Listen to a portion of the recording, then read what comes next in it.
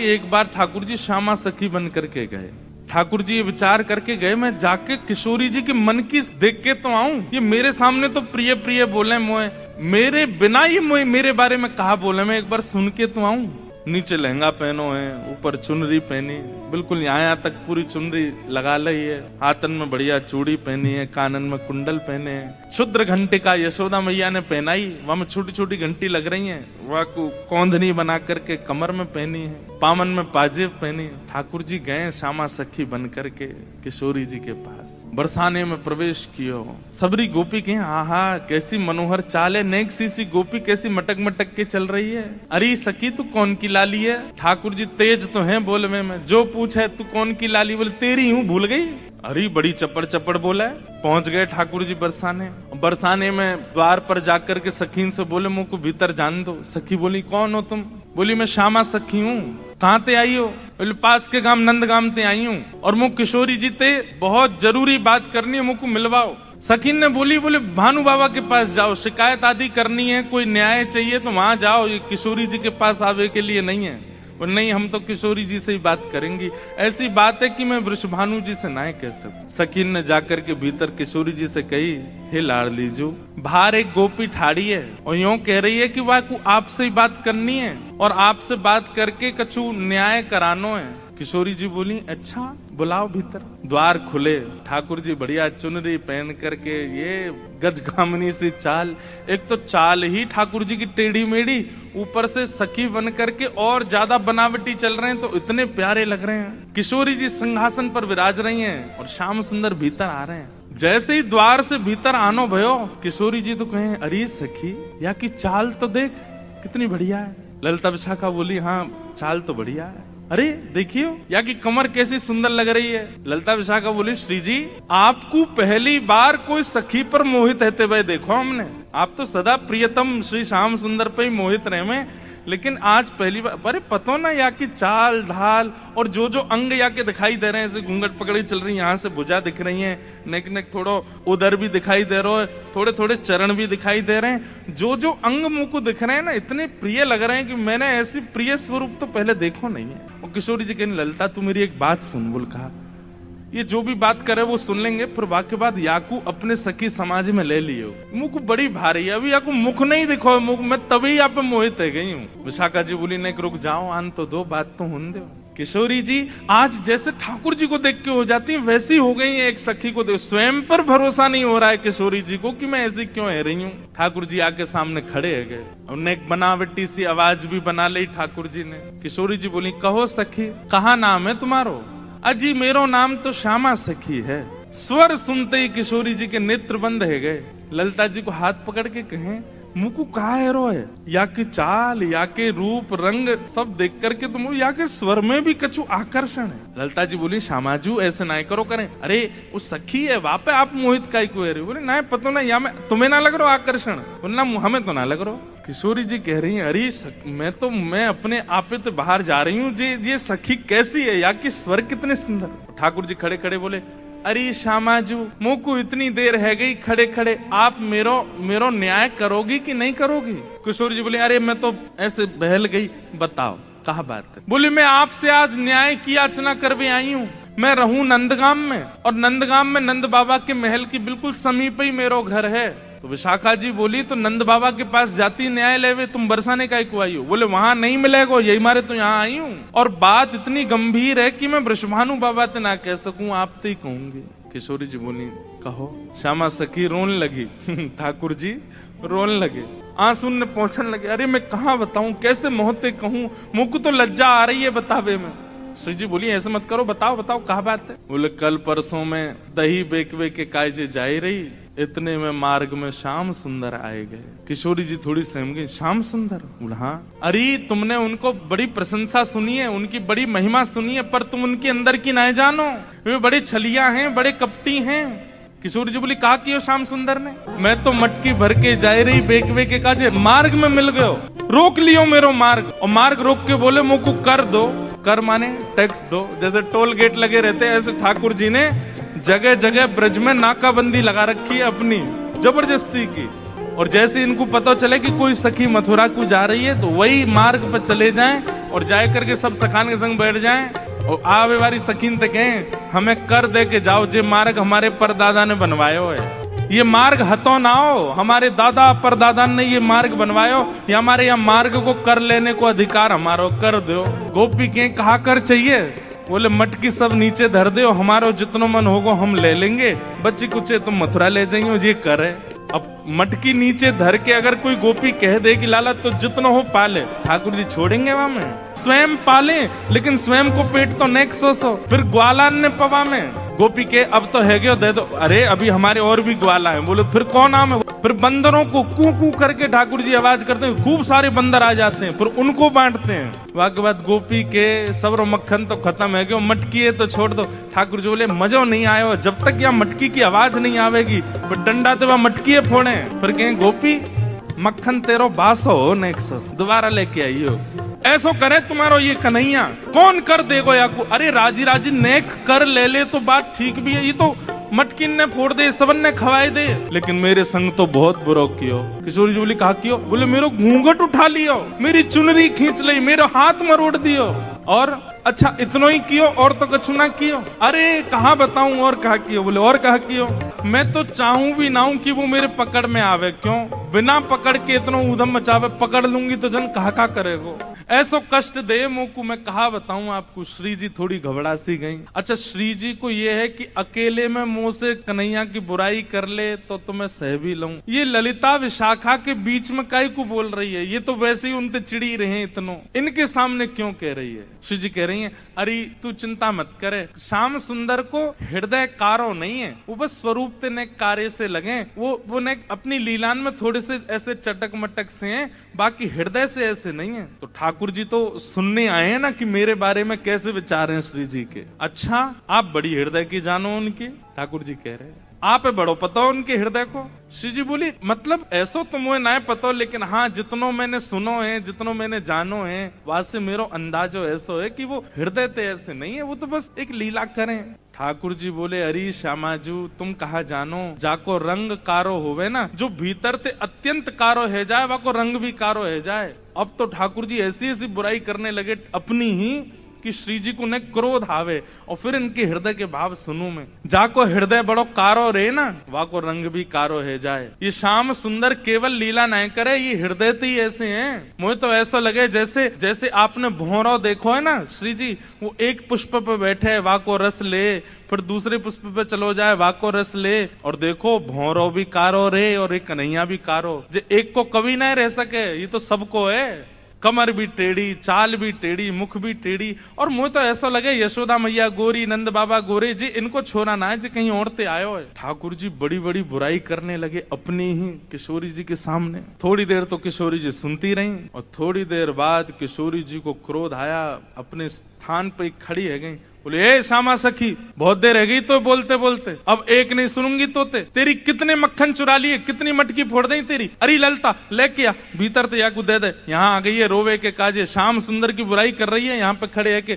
तू कहाँ जाने वो कौन है? अरे पूरा ब्रह्मांड उनकी भ्रगुटी पर नृत्य करे, वो अगर अपनी भौं उठा दें तो नूतन प्रलय है जाएगा। अरे तुम ब्रजवासीन के प्रेम के काजे बेचारे यहाँ आए गए हैं, तुम तो नेक लीला कहा कर ली, शिकायत करवे आ गई वहां पे, और तू बड़ी श्याम वरण श्याम वरण पे बहुत बोल रही कि जो हृदय को कारो वही स्वरूप ते कारो होवे। तू जाने कहा है वास्तव में तोए देखें लोग, मोए देखें लोग, और कोई भी दृष्टा बने या हमारे अपना स्वरूप छुपाए करके आए वे, यदि अपने वास्तविक रूप में प्रकट है जाएं तो कोटि कोटि कंदर्प लुटावे लग जाएंगे, तो भी उनके रूप की उपमा नहीं कही जा सके। उनकी बुराई कर रही है मेरे सामने खड़े है के वो टेढ़े से रह में, वो ऐसे रह में, वैसे। तू जाने कहा है उनके बारे में? अरे इंद्रादि देवता थर थर कांपे जिनके मारे, वो यशोदा मैया और तुम सब ब्रज गोपीन के काजे सहज है गए, सरल है गए, प्रेम के अधीन है करके सब लीला कर रहे हैं, और उनकी शिकायत कर भी आ गई है मेरे सामने।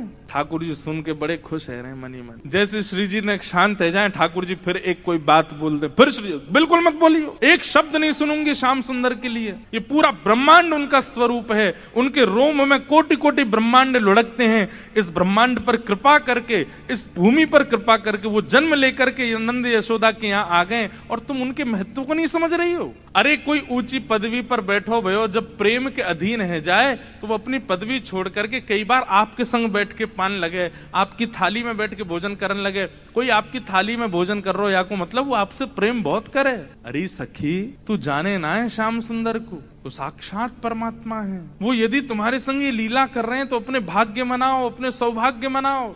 उनकी रूप कांति को मैं कहा वर्णन करूं, कोटि कोटि किशोरी जी वार दई जाएं तो भी श्याम सुंदर की रूप की महिमा ना कही जा सके। मेरे सामने एक शब्द नहीं बोली उनके बारे में। श्यामा सखी बोली, पहले तो मैंने संदेह में सुनी कि किशोरी जी को और हमारे नंद के लाला को कछु प्रेम संबंध है, पर आज तो मुंह को ऐसा लग रहा वास्तव में हते।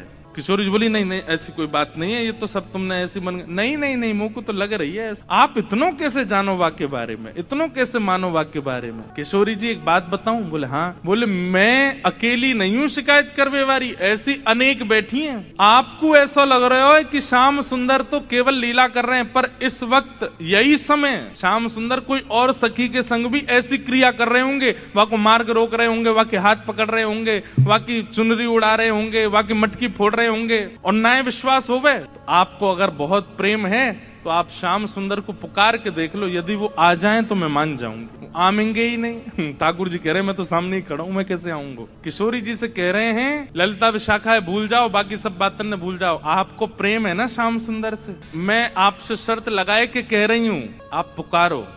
और यदि श्याम सुंदर आपके सामने आए गए तो जीवन भर आप दोनों की चाकरी करूंगी। ये श्यामा सखी को वचन है आपके लिए, बुलाए लो। किशोरी जी बोली, देख मोते मत बोले, मैं जानू, मुझको प्रबल विश्वास है कि श्याम सुंदर आ जाएंगे। मैं बस टेर लगाऊंगी और दौड़े दौड़े आवेंगे। श्यामा सखी बोली, आज है जाए ना, बुलाए के देख लो आ जाए कि नहीं। किशोरी जी तुरंत नेत्र बंद करके बैठी और जैसे ही अपने प्रियतम का स्मरण किया है, नेत्र बंद करके किशोरी जी स्मरण कर रही है श्याम सुंदर को। और जब कह रही है कि हे श्याम सुंदर मैं तो आपकी दासी हूँ, जबकि ये बात गलत है। ठाकुर जी दास मानते हैं अपने आप को किशोरी जी के चरणों का, लेकिन आज किशोरी जी ने वास्तव में तो बात यह है कि जैसे ही नेत्र बंद किए हैं किशोरी जी ने और स्मरण करना प्रारंभ किया, कहाँ है श्याम सुंदर, कहाँ है मेरे प्राणनाथ, कहाँ है मेरे जीवन धन। तो जैसे किशोरी जी ने नेत्र बंद करके स्मरण कियो तो किशोरी जी पूरे ब्रजमंडल में भ्रमण कर आई, लेकिन ठाकुर जी नहीं मिले। किशोरी जी बोली, हाँ श्याम सुंदर गए कहाँ, आज मेरे प्राणनाथ गए कहाँ? और ध्यान लगा करके देखो, श्याम सुंदर किसी गिरी कुंज में तो नहीं बैठे, कहीं यमुना तट पे तो नहीं बैठे, कहीं दूर तो नहीं चले गए, दिख क्यों नहीं रहे हैं? और तभी किशोरी जी को ढूंढते ढूंढते ढूंढते दिखाई दियो बरसानो भवन। किशोरी जी कह रही है बरसानो भवन क्यों दिख रहा है? तभी किशोरी जी को दिखाई दियो अपनो ही निकुंज, ये मेरो निकुंज काई को दिखाई दे रहा है। अरे कहीं ऐसा तो नहीं श्याम सुंदर यहीं कहीं छुप करके बैठे हैं? और मन में ध्यान से देखो तो किशोरी जी को अपनो ही अंतःपुर दिखाई देने लगो। किशोरी जी बोली, मेरे अंतःपुर में तो केवल ललिता है, विशाखा है, मैं हूँ और श्यामा सखी। और ध्यान लगा करके देखो तो क्षुद्र घंटिका दिखाई देने लगी जो श्यामा सखी ने पहन रखी है। किशोरी जी बोली, ये क्या क्षुद्र घंटिका? ये तो मैंने अभी कहीं, अरे ये तो श्यामा सखी की कमर पे देखी। और जब और ध्यान लगा करके देखो तो घूंघट के भीतर कमल नैन मटक रहे हैं, इधर उधर आंख मटका रहे हैं। तुरंत किशोरी जी ने नेत्र खोल करके गई, श्याम सुंदर आप तो सामने ही खड़े हो। और जैसे ये बात कही ललिता विशाखा दौड़ करके, कहाँ है कहाँ है कहाँ? बोले यही श्यामा सखी, पकड़ो याकू। ठाकुर जी दौड़न लगे वहां से, इतने में ही पकड़ ली और पकड़ करके जैसे ही चुनरी उतारी, आहा श्याम सुंदर तो सामने ही खड़े। अब तो ललिता विशाखा पकड़ करके खड़ी हैं और ठाकुर जी की ऐसी बेणी, आहा नथ बेसर पहनी है नाक में, ऐसी सुंदर बिंदी लगा करके आए, काजल लंबो लंबो खींच के आए, अपने घुंघराले केशन की बढ़िया बेणी गूंथ करके जैसे कोई छोरी तैयार हो ऐसे बन के आए। किशोरी जी बोली, पकड़ के रखो अब इनको, ने रज रज के देख तो लूं आज। हैं सामने आए के श्यामा सखी बन के अपनी बुराई कर रहे हो मुझे? अरे श्यामाजू मैं तो आपके हृदय की जान में आयो कि आप मेरे बारे में कैसी विचारधारा रखो, मेरे बारे में आपके हृदय में कैसे भाव है। किशोरी जी बोली, तो कहा सुनो आपने कैसे भाव है?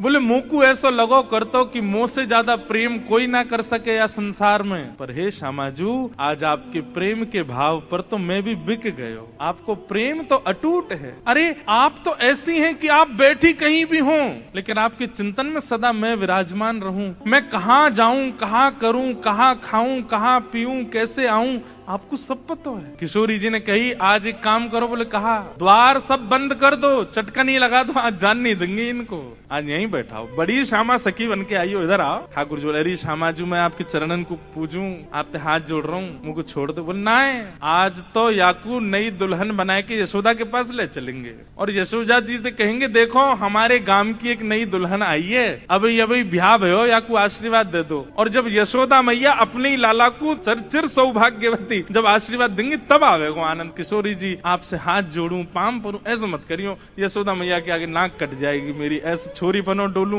वो वैसी मेरे पीछे पड़ी रहे। ए लाला ने अपनी चाल सुधार, दूर ते ऐसा लगा कोई गजगामिनी छोरी आ रही है का, उन्हें पता चलेगी मैं लहंगा फरिया पहन के डोल रहा हूँ, बहुत बहुत नाराज, उनके सामने नहीं, आपके सामने आ सकूं ऐसे। किशोरी जी को इतना अच्छा लग रहा है कि आज श्याम सुंदर घबरा रहे हैं, इतना घबरा काहे करो, यहाँ पे बैठो, बगल में बैठा। सब सखी लाई किशोरी जी के बगल में ठाकुर जी को बैठाए दियो। अब श्री जी के मन में कौतिक आयो है, अरे ललता विशाखा, ठाकुर जी को हाथ पकड़ लियो, ठाकुर जी घबरा रहे हैं, जन कहा करेंगी, नेक्स्ट सामने तो आओ। ललता विशाखा दोनों सामने आ गई और बोली देखो हमेशा या सिंहासन पर प्रिया प्रियतम विराजमान हूं मैं, लेकिन आज दो दो प्रिया बैठी हैं, एक श्याम प्रिया एक गौर प्रिया। अब ये बताओ दोनों में सुंदर ज्यादा कौन लग रहा है, ये ज्यादा सुंदर लग रहे हैं या मैं ज्यादा सुंदर लग रही हूँ? लहंगा इनने भी पहनो, मैंने भी पहनी है, बेनी मैंने भी गुथी है, इनने भी गुथी है, माथे पे बिंदा मैंने भी लगाया, आंखन में काजल इनके भी मेरे भी, सब कुछ।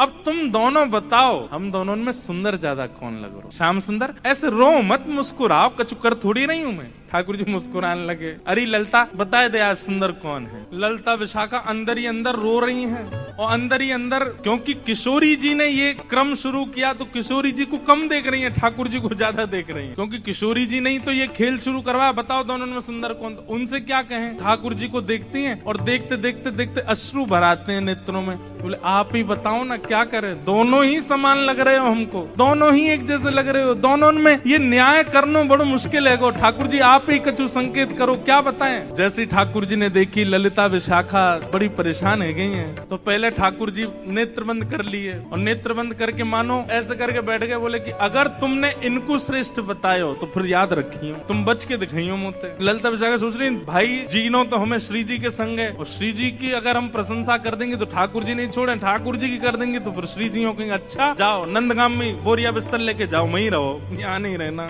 अंत में ठाकुर जी से कहने लगी, बोले बताओ तो क्या करना है। अंत में ठाकुर जी को दया आ गई, दया आके ठाकुर जी ने ऐसे इशारा किया, बोले इन्हीं की बताओ, बेसर इन्हीं की अच्छी है। बोले मेरी प्रशंसा कर दोगे मुझे सुख नहीं मिलेगा, इनकी प्रशंसा करोगे ये राजी भी आ जाएंगी, मुझे भी सुख मिले। और ललिता विशाखा बोली कछु नेक सरस, ये नहीं स्पष्ट बोला कि श्री जी की बेसर, श्री जी को श्रृंगार ज्यादा सुंदर है, क्या कह रही है, बोले हे नंद नंदन हमें क्षमा करियो, कछु नेक सरस लली की बेस, आपसे नेक ज्यादा नहीं, नेक सुंदर हमारी श्यामा जी लग रही। और ये बात कहते ही ठाकुर जी सिंहासन से नीचे आ गए कि अरे जय हो हमारी श्यामा जी की जय हो, हमारी लाडली जी की जय हो, हमारी वृषभानु दुलारी की जय हो। सब जय जयकार करने लगे। किशोरी जी बड़ी आनंदित है गई, लेकिन मनी मन सोचने लगी अरे ललता तेने गलत कियो, ठाकुर जी ज्यादा सुंदर लग रहे हैं। अब ललता जी बोले अब ये लो ये अलग लड़ाई होगी, अब ये यूं लड़ेंगे कि तुमने मेरी काई को कह दी, तेने देखी ना देख कैसी बेसर पहन के आए, देख कैसी भौं लग रही है, तेने गलती कर दी, मेरी प्रशंसा इन्हीं की करनी तो है, आप कह रही हो तो यही सुंदर, अच्छा तो या को मतलब तेने वास्तव में ना कही, अब इनके पक्ष में चली गई।